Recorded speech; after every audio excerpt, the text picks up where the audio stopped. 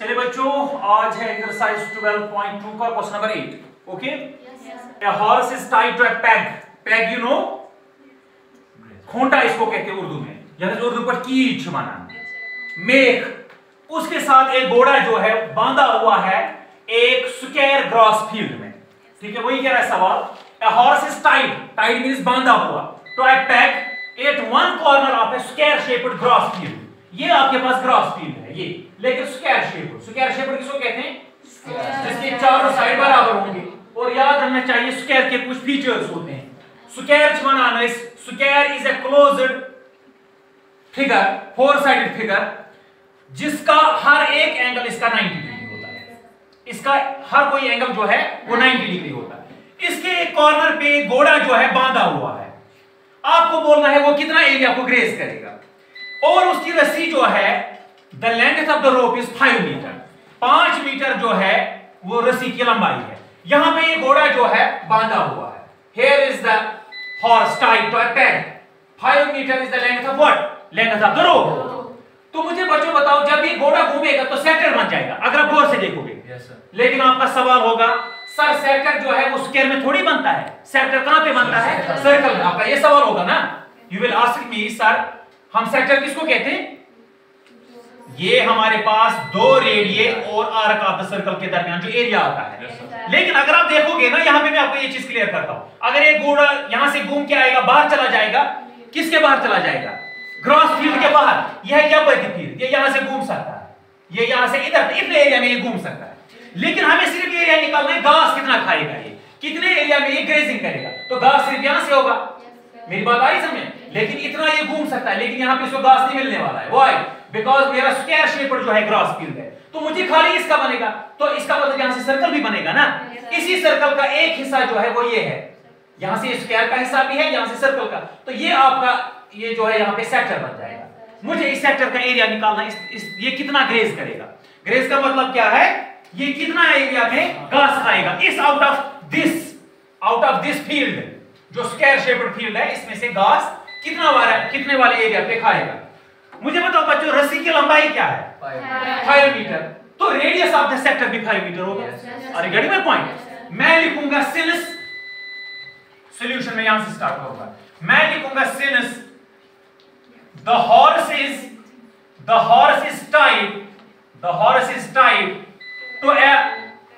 to a rope, to a peg लिखेंगे आप, to a peg with the help of 5 meter long rope। किसकी मदद से? एक रस्सी की मदद से, जिस रस्सी की लंबाई है 5 मीटर।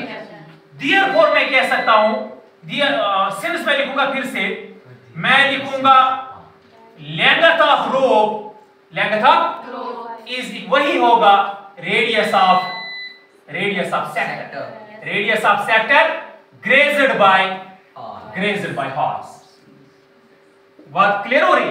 जो मेरी रस्सी की लंबाई होगी, यहां पे रस्सी की लंबाई जो होगी, इससे आगे इसको रस्सी घोड़े को नहीं जाने देगा। Are you getting my point? तो घोड़ा घास खाते ऐसे घूमेगा। यहां भी 5 मीटर होगा, यहां से यहां तक भी 5 मीटर होगा। ये 5 मीटर, और यहां से यहां तक भी 5 मीटर होगा, और यहां से रस्सी भी 5 मीटर लंबी होगी। तो 5 मीटर से आगे इसको रस्सी नहीं जाने देगी घोड़े को। Are you getting my point? So जो रस्सी की लंबाई होगी वही सेक्टर की रेडियस होगी। तो मैंने वही लिखा, length of rope is equal to radius of sector grazed by horse. दोनों जो है दैट इज 5 मीटर। इसका मतलब है रेडियस ऑफ सेक्टर जो है 5 मीटर। Therefore बस 1 सेकंड में निकल जाएगा। लेकिन थीटा का भी मसला है। अब मैं इस सेक्टर का एरिया निकालूंगा। ये यहां पे सेक्टर बन रहा है, लेकिन सेक्टर के पास अगर मैं एरिया निकालूं, उसके लिए मेरे पास होना चाहिए theta. I mean angle of the sector. Angle of the sector is not given. कोई मुझे कह सकता है एंगल कितना है यहां पे? थीटा कितना? 90। व्हाई? बिकॉज़ ये स्क्वायर है। मैंने आपको पहले ही बोला, स्क्वायर हम कहते हैं ऐसे 4 साइडेड क्लोज्ड फिगर को जिसका हर एंगल जो है 90। इसका स्क्वायर का हर कोई एंगल जो है वो 90 होता है, और रेक्टेंगल का भी यही होता है। लेकिन खैर यहां पे हम स्क्वायर की बात करते हैं। स्क्वायर का हर एक एंगल जो है, इंटीरियर एंगल, वो 90 के बराबर होता है। तो ठीक है, इसका मतलब है मैं लिखूंगा since angle eight the corner. Corner पे मुझे कौन सा एंगल होगा? Angle eight the corner of the square shaped gross field. ये ग्रॉस फील्ड है ना, वो कितना होगा 90 डिग्री। Therefore वही होगा थीटा, वही मेरा सेक्टर का भी यहाँ पे एंगल बनता है ना। देखिए यहाँ पे 90 डिग्री है, ये भी इसका मतलब ये सेक्टर का थीटा यही है, इसका मतलब है इस सेक्टर का थीटा जो है वो 90 है। Therefore मैं लिखूंगा angle eight the corner of the square shaped gross field 90। Therefore वही होगा मेरा फिर angle of sector grazed by horse. जो ग्रेज का मतलब है कितने एरिया पे ये घास चरेगा। इसको ग्रेज करने को क्या कहते हैं, चरना, मतलब घास की कोशिश करते हैं। कितना एरिया में ये घास खा सकता है। अगर इसकी लंबी है, अगर इसकी रस्सी लंबी है 5 मीटर, वही हमें निकालना है। तो यहाँ पे ये सेक्टर बन गया, मैं इसका एरिया निकालूंगा। मेरे पास थीटा की प्रॉब्लम थी, वो भी निकल गया। Therefore मैं लिखूंगा angle of sector grazed by horse. जो हॉर्स सेक्टर को ग्रेज करेगा उसका एंगल फिर थीटा मेरा होगा 90 डिग्री। ये वाला मैंने आपको बोला। अगर स्क्वायर शेप, ये कहां पे बांधा हुआ है घोड़ा, it is tied to a peg at the corner of the grass field, इसके कॉर्नर पे बांधा हुआ है। तो यहाँ पे मेरा थीटा जो है वो 90 डिग्री होगा। अब मैं एरिया निकाल सकता हूं, मेरे पास थीटा भी है, मेरे पास रेडियस, मैंने आपको वही बोला, रस्सी की लंबाई। Therefore area of sector grazed by horse, grazed by sector की फार्मूला आपको मालूम होनी चाहिए, theta divide by 360 degree into पाई और स्क्वायर, पाई और स्क्वायर है ना। थीटा के बदले 90 डिग्री मैंने ऊपर निकाल के रखा, divide by 360 degree into pi के बदले 3.14 लिखा हुआ है। Use pi is equal to 3.14 और स्क्वायर मैंने निकाल के रखा 5 मीटर का होल स्क्वायर। तो देखो बच्चों 0 से 0 कैंसिल हो जाएगा, 9 1 are 9, 9 4 are 36। वहां पे मुझे निकल गया कुल मिलाकर 1 divide by 4 into 3.14 into 5 5 are 25 m square। और गेटिंग माय पॉइंट? तो इसको आप करो यहाँ पे 3.14 into 25 divided by 4 19.625 m square। ये निकला मुझे एरिया ऑफ सेक्टर।